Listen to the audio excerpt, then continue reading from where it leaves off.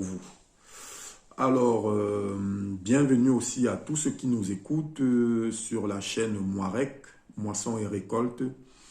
Voilà, nous sommes tout simplement des serviteurs de Dieu qui enseignons sur la parole, bien que voilà, ce n'est que moi pour le moment qui enseigne, qui exhorte, qui partage tout simplement avec vous.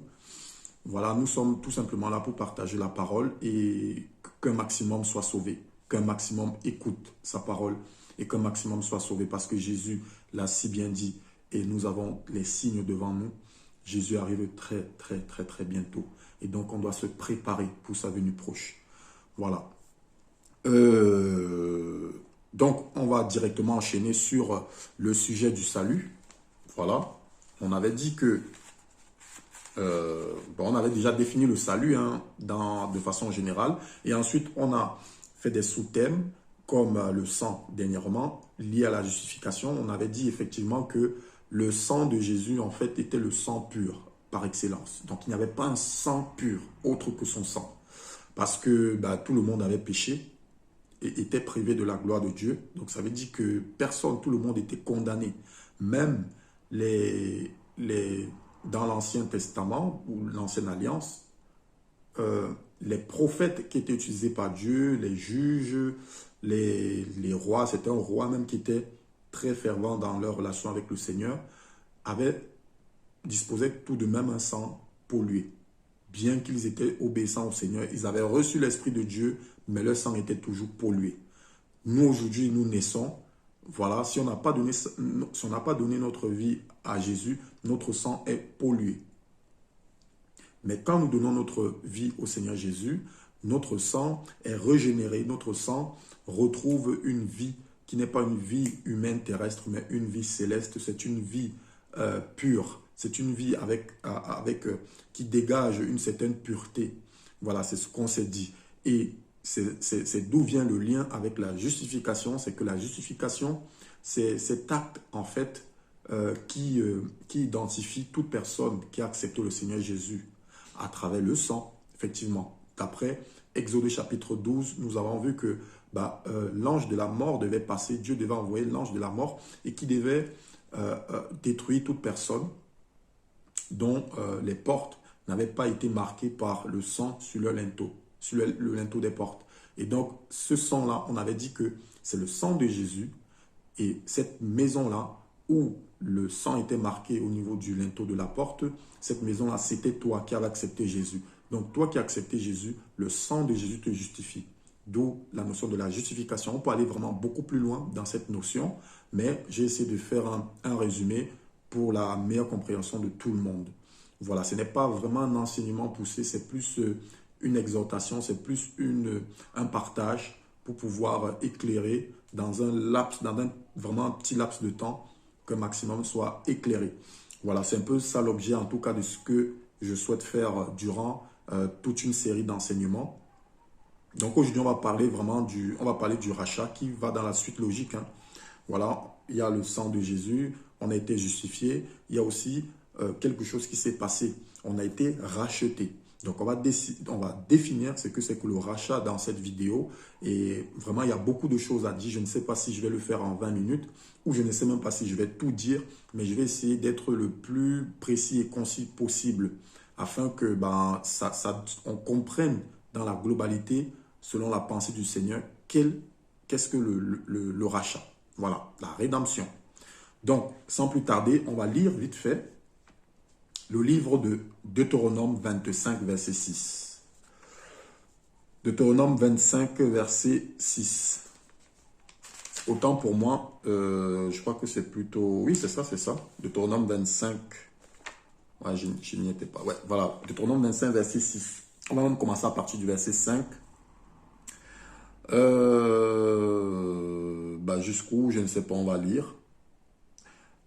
On y va. Donc, quand des frères demeureront ensemble et que l'un d'entre eux mourra sans fils, alors la femme du défunt ne se mariera pas dehors avec un homme qui est étranger. C'est son beau-frère qui ira vers elle, la prendra pour femme et il exercera envers elle son droit de beau-frère. Et le premier-né qu'elle enfantera succédera au frère mort et portera son nom afin que son nom ne soit pas effacé d'Israël. Donc, je vais paraphraser la compréhension de ce texte, voilà, de ce passage. Tout simplement, ça veut dire quoi? Si un homme et une femme, d'après la parole du Seigneur, le Seigneur s'adresse à son peuple. À l'époque, c'était d'abord le peuple d'Israël. Si un homme se met avec une femme et qu'il arrive qu'un homme décède, la femme qui voilà, effectivement, qui restera seule, pourra effectivement se remettre avec le frère de son mari qui est décédé. Et donc maintenant, si les deux en tout cas n'avaient pas encore d'enfants, je n'ai pas précisé ça, donc si un homme et une femme se mettent ensemble et que les deux n'ont pas eu d'enfants, quand ils étaient ensemble, si l'homme meurt, la femme ne pourra pas se marier avec un étranger, donc c'est-à-dire avec quelqu'un qui n'est pas israélite. Donc ils ne vont pas se marier, elle va plutôt se marier avec le frère de son mari qui est décédé. Et le premier fils qui sera né entre le beau-frère et la femme de... Voilà. Ben, cette personne portera le nom de son père décédé afin qu'on puisse conserver la renommée du mari au sein de la famille parce que c'est le nom de l'homme qui assurait en fait la lignée de génération en génération. Donc ça, c'est déjà un premier passage. On va noter ça, Deutéronome 25, du verset 5 au verset 6. Voilà. Ensuite, on va repartir voilà, dans Lévitique 25, à partir du verset 25. Si ton frère est devenu pauvre et vend quelque chose de ce qu'il possède, celui qui a le droit de rachat, son plus proche parent, viendra et rachètera la chose vendue, qui est la chose vendue par son frère. Si cet homme n'a personne qui ait le droit de rachat et qu'il ait trouvé de lui-même suffisamment de quoi faire le rachat de ce qu'il a vendu, il comptera des années du temps qu'il a fait la vente et il restituera le surplus à l'homme auquel il avait fait et ainsi il retournera dans sa possession. Donc on a deux passages qui n'expliquent pas exactement la même chose. Le premier, c'était dans le sens un peu du foyer. Et le deuxième, c'est un peu, comment on dit, dans la famille en général, en fait. Vous voyez, il y a vraiment le foyer, c'est-à-dire l'homme et la femme, les enfants. Et de l'autre, vous avez vraiment la famille en général. Ça peut être le père, ça peut être le grand-père avec l'oncle et tout. Mais un seul point commun ressort ici, c'est le droit de rachat. Le droit de rachat appartenait à celui qui avait une capacité. C'est-à-dire qu'il avait une capacité comment on dit, de compléter ou bien tout simplement de combler le manquement de celui qui était là, qui avait la possession et qui n'a pas pu le faire. Donc, dans le cadre de la famille, on a vu que c'est l'homme qui était du foyer, c'est l'homme qui était décédé. Et pour assurer la lignée, en fait, il fallait que la femme ne se marie pas ailleurs, mais qu'elle se marie avec le frère de son mari décédé, afin d'assurer la continuité de la descendance. Maintenant, dans le deuxième passage de Lévitique 25, au verset 26, on pourra même s'arrêter au verset 26. Ici, voilà, il s'agit de quelqu'un, d'un frère qui vend son bien et qui perd sa possession. En fait, il a perdu ce qu'il avait. Et pour essayer de reprendre, pourquoi même déjà reprendre? Donc, on voit déjà la valeur de cette chose. Pour reprendre, en fait, il vend un terrain pour récupérer son terrain parce que peut-être il n'avait pas d'argent, je ne sais pas, il a dû vendre quelque chose afin de vouloir régler ses problèmes, je ne sais pas. Et la seule personne qui avait le droit de venir reprendre ce qu'il a vendu, ce qu'il a cédé par quelconque moyen, ce n'était qu'un proche parent de la famille. Donc on comprend déjà un peu d'où on peut essayer d'extraire un peu ce que signifie en fait le rachat finalement. Le rachat, c'est quoi? La rédemption. Donc d'après le grec, la rédemption vient du grec lutro, qui veut dire libérer par le paiement d'une rançon. Le paiement d'une rançon. Et c'est quoi une rançon? Une rançon, c'est tout simplement, comment on dit, c'est le fait d'exiger un prix. C'est-à-dire que la rançon, c'est quoi? J'exige un prix pour délivrer quelqu'un qui était tenu captif, tout simplement. Donc, quelqu'un est tenu captif et pour que la personne soit délivrée, il faut qu'on paye un grand prix. Donc, on ne peut pas se permettre d'être libéré comme ça. Il y a un prix à payer. Il y a quelque chose de précieux à payer.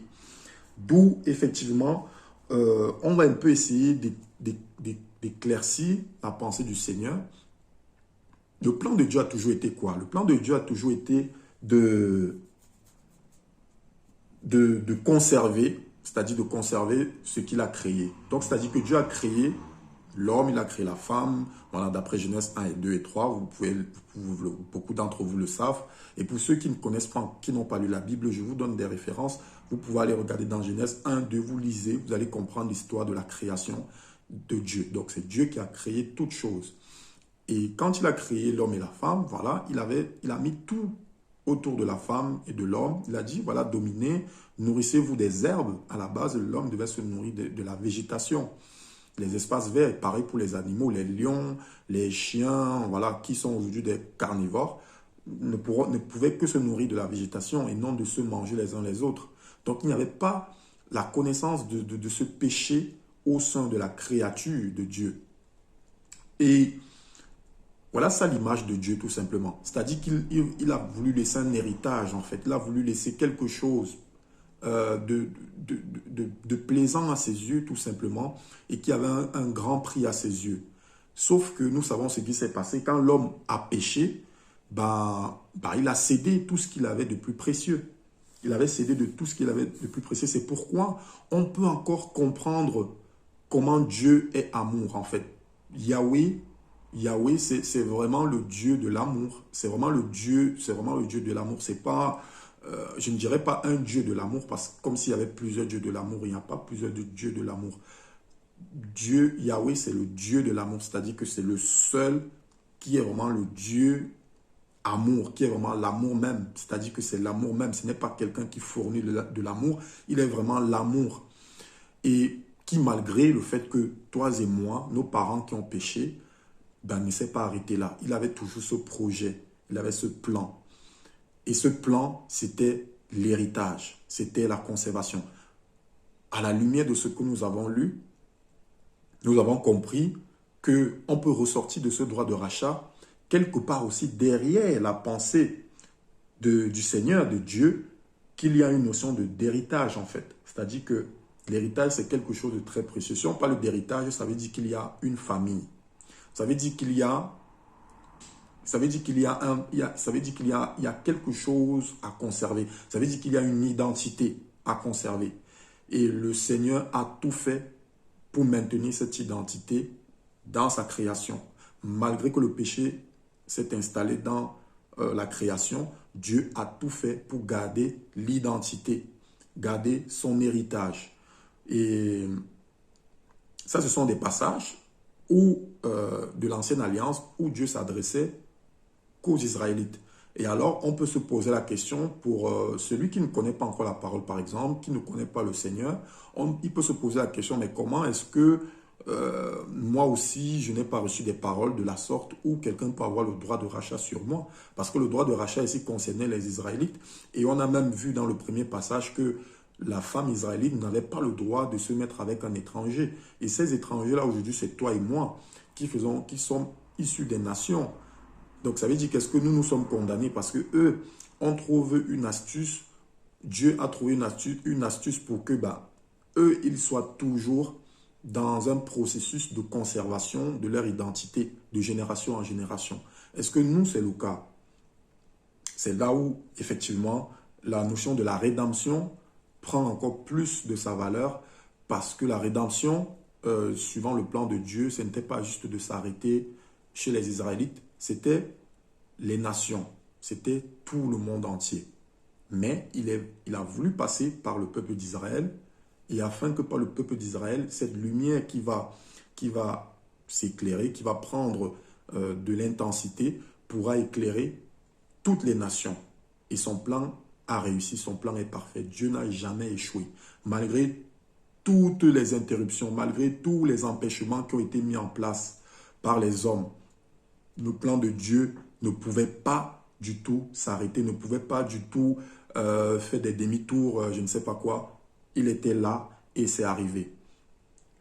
C'est pour finir par dire que toi et moi, ce droit de rachat aussi nous concerne. Et c'est là où nous allons aller dans la nouvelle alliance. Il y a tellement de passages. Vraiment, je pense que 15-20 minutes déjà, je suis déjà 15 minutes. 20 minutes ne suffiront pas, mais je vais vraiment être le plus bref possible parce que, voilà, il est histoire de ne pas vouloir faire un grand enseignement, mais de faire vraiment une exhortation, petit enseignement, exhortation, pour que nous comprenions un peu au mieux ce que le Seigneur voulait nous parler par rapport au rachat. Donc, nous avons une superbe histoire du livre de Ruth. Voilà, ceux qui connaissent le Seigneur connaissent en majorité l'histoire. En majorité l'histoire. Et ceux qui ne connaissent pas, c'est le livre de Ruth. Nous savons tous que l'histoire, hein, pour faire un bref, c'était quoi l'histoire de Ruth? Ruth était une femme moabite. Moabite, ben, ce ne sont pas des Israéliens. Et il y avait une grande famille en Israël qui est survenue. Et les Israélites, la majorité des Israélites se sont déplacés chez les Moabites. Et il s'est retrouvé là-bas que Naomi, qui était mariée à Elimelech, ils ont eu 2 enfants. Elimelech, son mari, est décédé. On a eu Machlon et Kijlon, qui étaient les fils de Naomi, qui est restée veuve avec ses 2 enfants, et qui ont grandi et se sont aussi mariés. Et donc, l'une des femmes, l'un de ses fils, Machlon, s'est marié avec Ruth. Et Ruth qui était une Moabite. Voilà.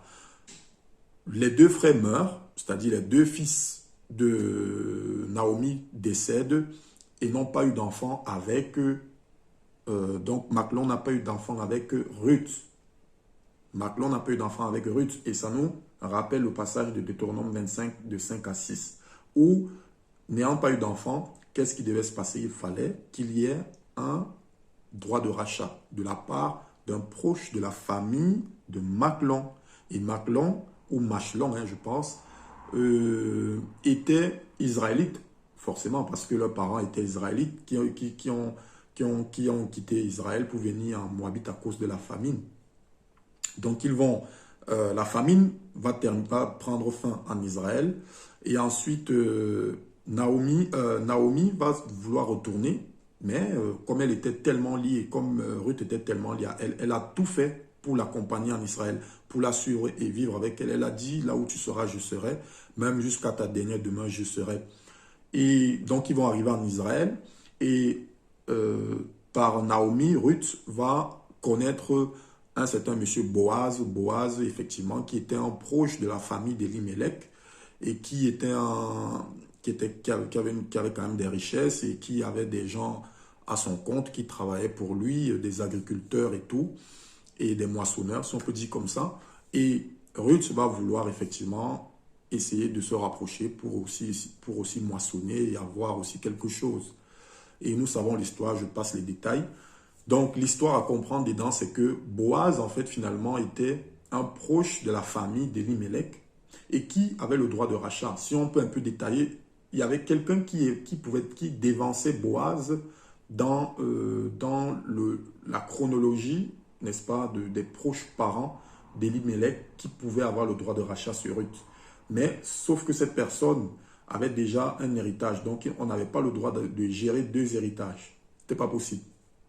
Donc, il va céder sa place et Boaz était donc le prétendant numéro 1 pour exercer le droit de rachat sur Ruth. Donc, c'est chose qui a été faite. Dieu, effectivement, va faire grâce, nous dit la Bible dans Ruth chapitre 4. Si vous lisez, je ne sais plus exactement où, je vous dirai le passage. Ruth chapitre 4. On va même lire très rapidement. Ça va faire plus de 20 minutes, mais bon. On va lire très rapidement. Ruth, chapitre 4, verset 13. Alors Boaz prit Ruth et elle devint sa femme. Il alla vers elle et Yahweh lui fit la grâce de concevoir et elle enfanta un fils. Et les femmes dirent à Naomi, béni soit Yahweh qui ne t'a pas laissé manquer aujourd'hui d'un homme ayant le droit de rachat et donc le nom sera proclamé en Israël. Il te fera revenir à la vie et sera le soutien de ta vieillesse, car ta belle-fille qui t'aime l'a enfanté et elle qui vaut mieux pour toi que 7 fils. Waouh! Vous voyez la valeur du droit de rachat. Et ça, c'est un tournant extraordinaire dans le livre de Ruth. C'est un tournant extraordinaire parce que on vit l'histoire, on assiste à l'histoire d'une dame qui n'était pas israélite et qui a suivi finalement sa belle-mère en Israël, parce que vous vous imaginez le rejet qu'elle aurait pu vivre. Elle aurait pu vivre le rejet parce qu'elle n'était pas israélite, elle était une étrangère. Et donc, voilà, elle n'avait même pas le droit de se mettre avec un israélite. Mais les choses ont fait qu'elle s'est mariée avec un israélite dans son propre pays.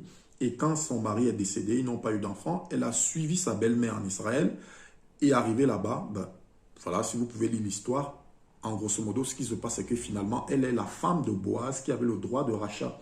Et le Seigneur nous dit clairement que le Seigneur a fait la grâce à Naomi, qu'elle ait pu avoir un homme au sein de la famille qui puisse exercer le droit de rachat.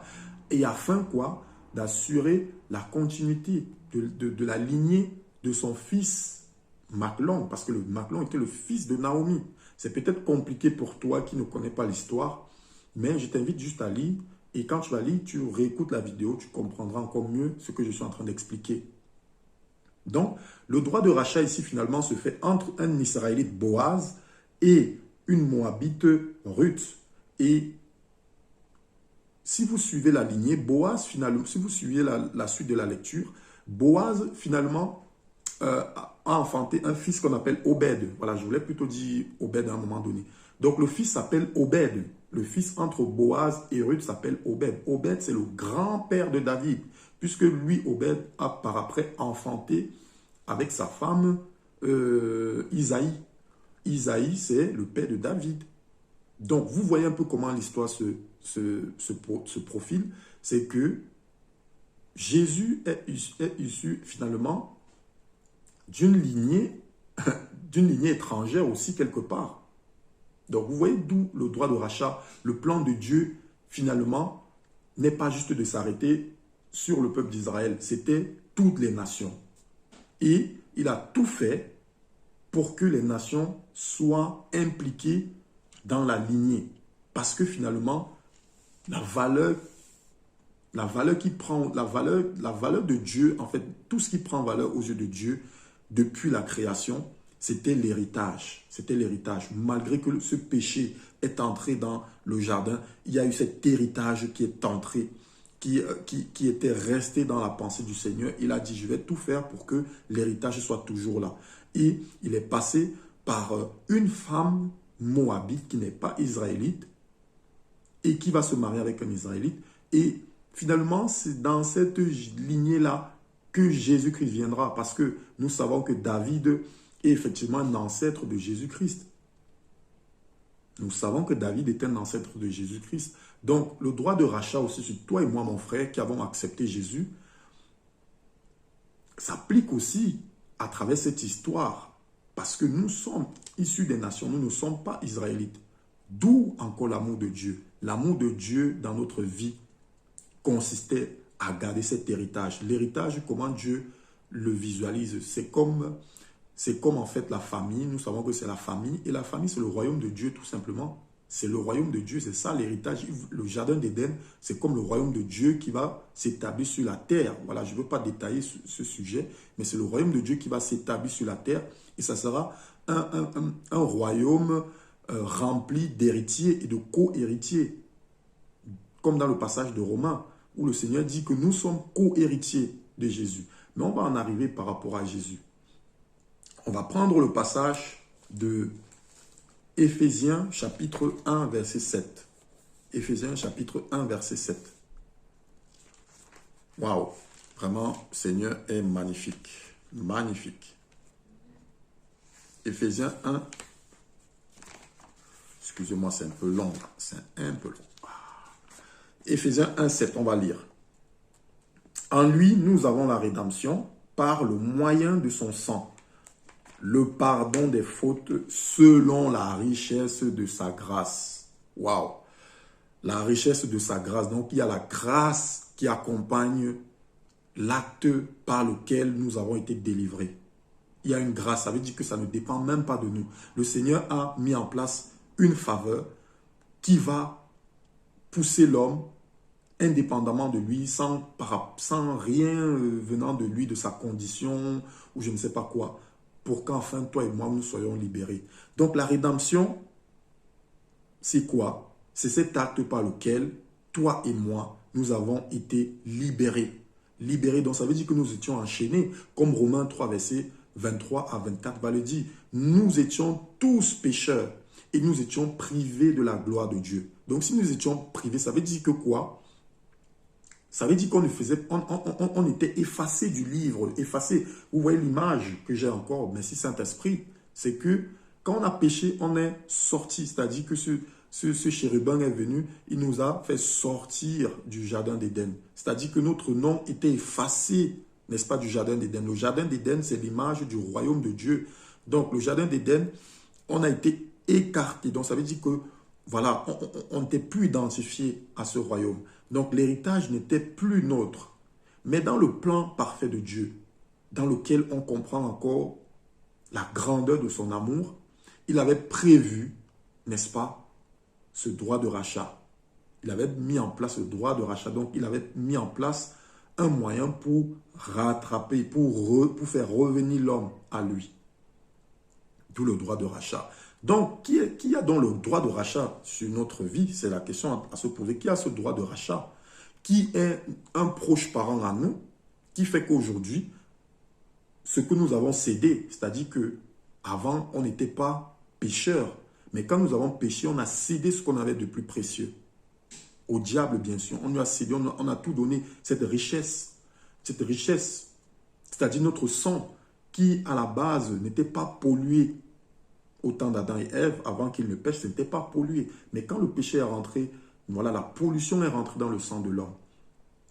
Et qui est notre proche parent qui pourra venir, effectivement, pour exercer ce droit de rachat, pour venir, en fait, payer la rançon. Parce que finalement, c'est ça, c'est de payer cette rançon. Il faut payer un prix élevé afin que toute personne qui est péché, qui a péché entre toi et moi, tout le monde, puisse être délivré. C'est ça ici que nous lisons nous allons encore le lire dans 1 Colossiens, chapitre 1, Colossiens 1, verset 14. Verset 14. Donc, on va même commencer par le verset 12. 12 à 14.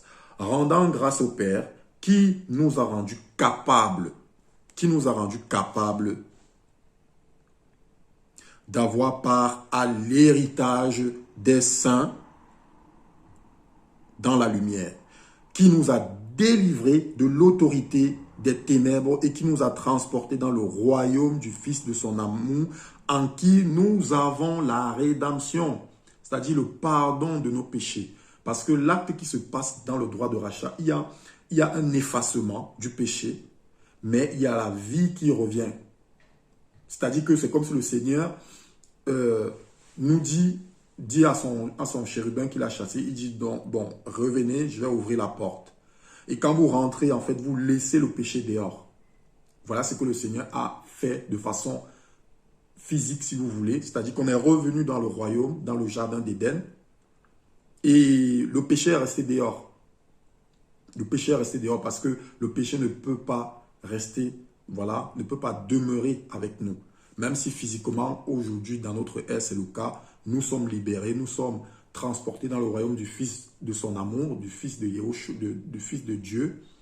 Mais nous vivons à côté des personnes qui ne sont pas encore converties et qui sont encore l'image de ce péché, l'image de ce péché.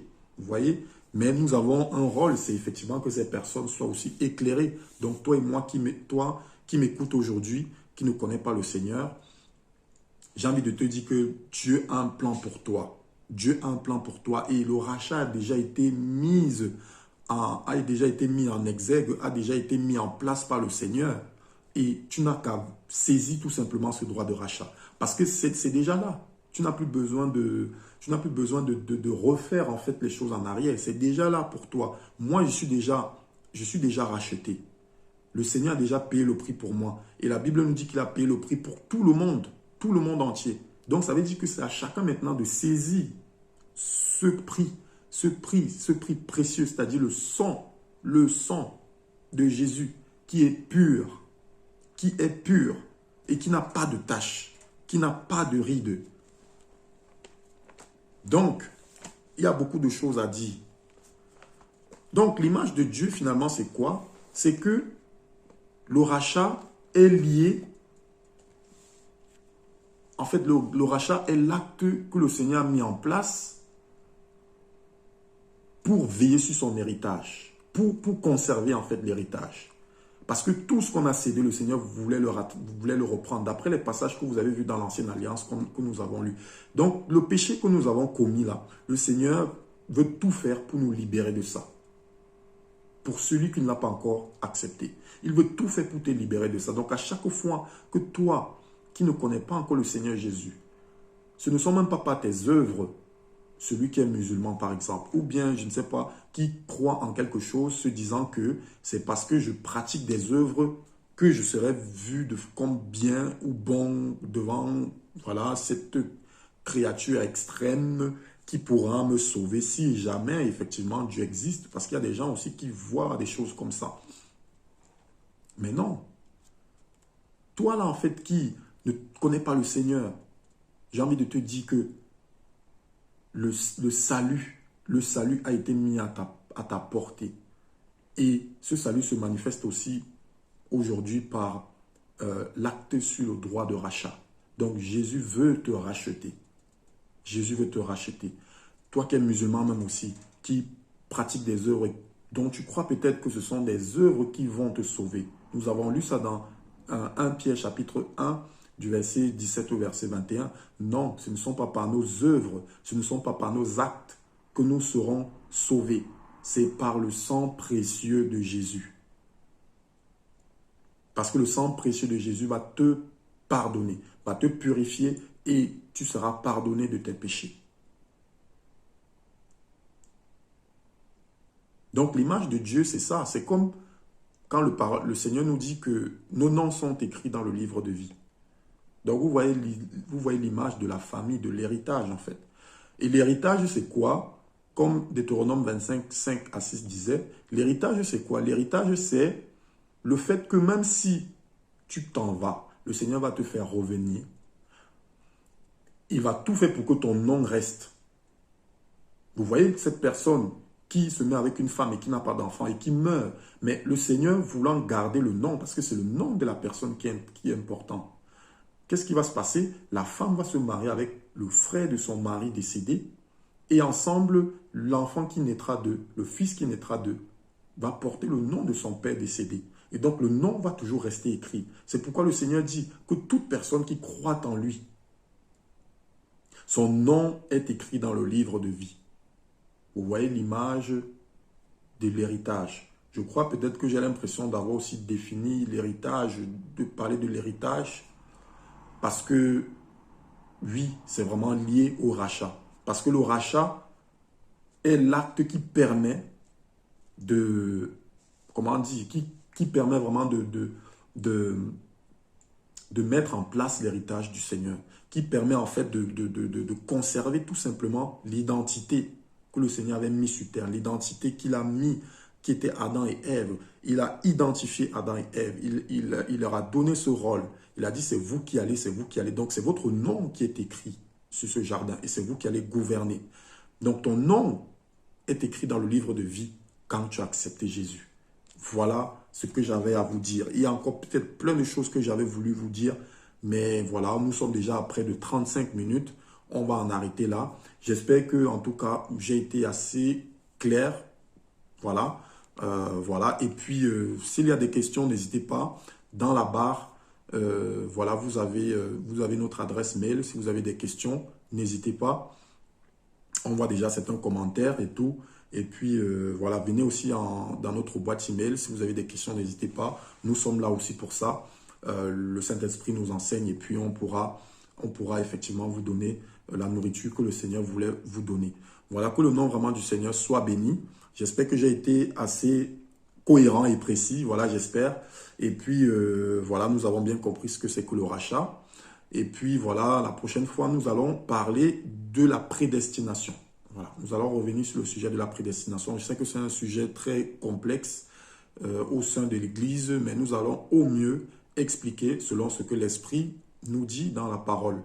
Voilà, soyez bénis, cher peuple de Dieu, soyez bénis, toute personne qui ne connaît pas le Seigneur Jésus. Voilà, le Seigneur Jésus vous aime. Et voilà, si vous suivez la chaîne, je ne peux que vous encourager parce que je crois que Jésus veut faire quelque chose dans votre vie. Voilà, soyez tous bénis, que la paix du Seigneur soit sur vous. Amen et à la prochaine.